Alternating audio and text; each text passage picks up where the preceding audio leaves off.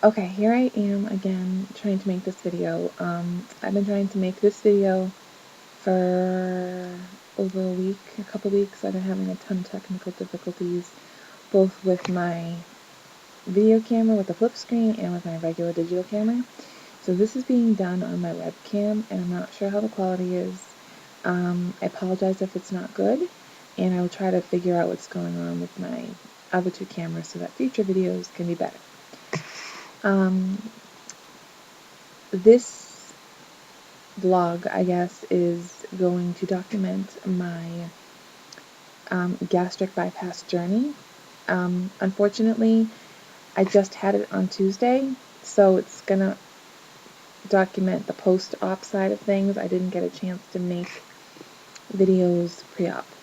So, I will talk about some things about how my pre-op journey went, but mostly it's going to be focused on post-op. I am Elena, by the way. I am 28, and as I said, I had laparoscopic RNY, gastric bypass, on Tuesday, February 23rd, 2010. The surgery went wonderfully. It was 58 minutes long. I had it done at Tufts in Boston, Massachusetts, and my surgeon was Dr. Scott Shakora.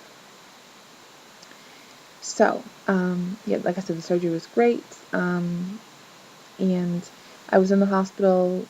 The surgery was on a Tuesday, and I was discharged on Thursday morning, so 2 nights I was in the hospital, Tuesday night and Wednesday night. Let me talk a little bit about my pre-op journey and how I got to be there.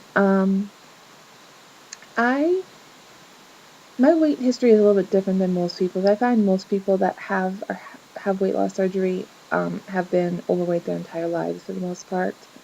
That's not the case with me. I've definitely struggled with weight off and on my whole life.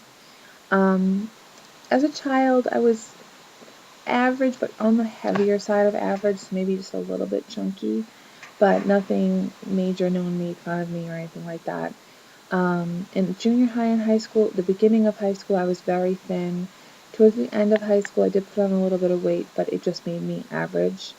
When I graduated high school and I started college, that's when I started to really pack on the pounds. And not just your freshman 15, it was freshman, I don't even know how much, but I gained weight every year in college. I graduated college in 2003, and I continued to gain weight after that as well. So I've definitely, since like 99, I've really struggled with my weight, been overweight, and obese. So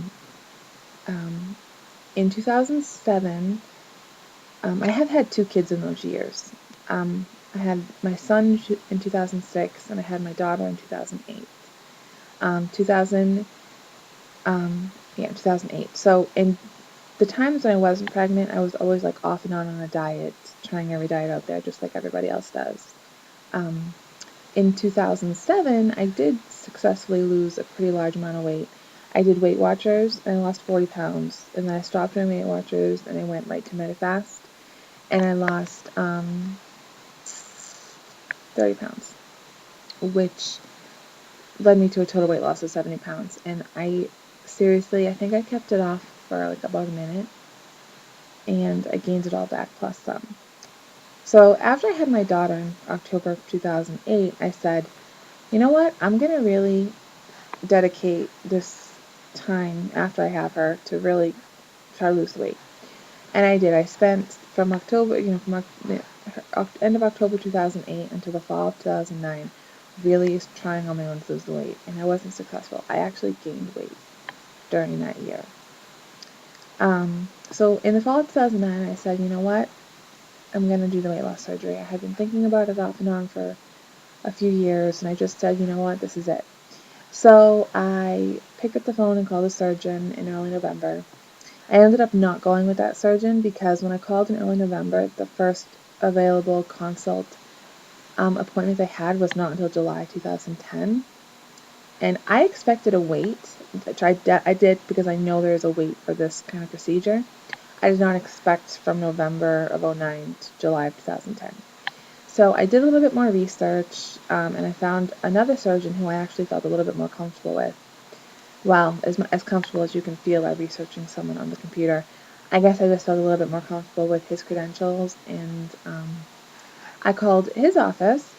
Well, I got in touch with his office. Their office does it through paperwork first. So I submitted my paperwork to his office, and they set me up with a series of appointments for January 7th, 2010. So that was like a 2-month wait, which was fine. That's reasonable to me. So on January 7th, I had my psychological evaluation, my first one-on-one appointment with my nutritionist, and also my surgical consult with Dr. Shakura. Those went great. From there, they set me up with what they call Immersion Day, which I had on February 2nd. I have not heard of many other programs doing this, but I think it's a wonderful thing. What Immersion Day is it's a whole day, from like 9 a.m. I think it was to 4:30 p.m. or 5 p.m. And during that whole day, you are knocking off a whole bunch of your appointments. You're doing nutritionist appointments, there's group sessions, there's individual sessions, informational sessions, behavioral therapy sessions, nutrition sessions, a whole bunch of information jam-packed into that one day, which I think is good because it is hard for a lot of people to get into the city, and it's pricey to park there and take time off from work and whatnot, so that was really good. Now, the Tufts program does require you to lose 5 to 10% of your body weight. Not the weight you have to lose, but your body weight. They require you to lose that before they'll do the surgery.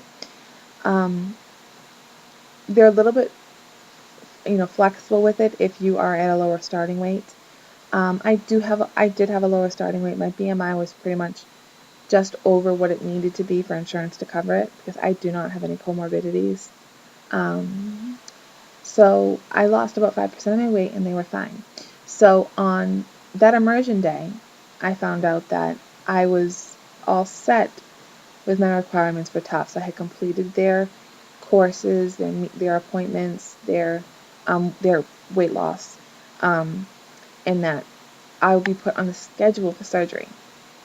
Now this is where the Tufts program, I wasn't crazy about how they did it, but how they do it is you're put on the schedule for surgery, so you're given an actual surgery date and time, and then your paperwork is submitted. So you're given a date, and then you don't even know if you're approved yet. So on February 5th, I found out that my date was going to be Tuesday, February 23rd, and at that point, my paperwork was submitted to insurance. The next couple of weeks were a little bit hectic. There was some crazy stuff that went on with that, but lo and behold, on February 19th, I found out that I was approved. So I found out on February 19th that my surgery was the 23rd. Yes, that was cutting it a little bit too close for me, but yeah. So, and then I had my surgery on the 23rd. And I think I'm just about at the time limit for this video. So, I'm just a few days, I'm 5 days post-op.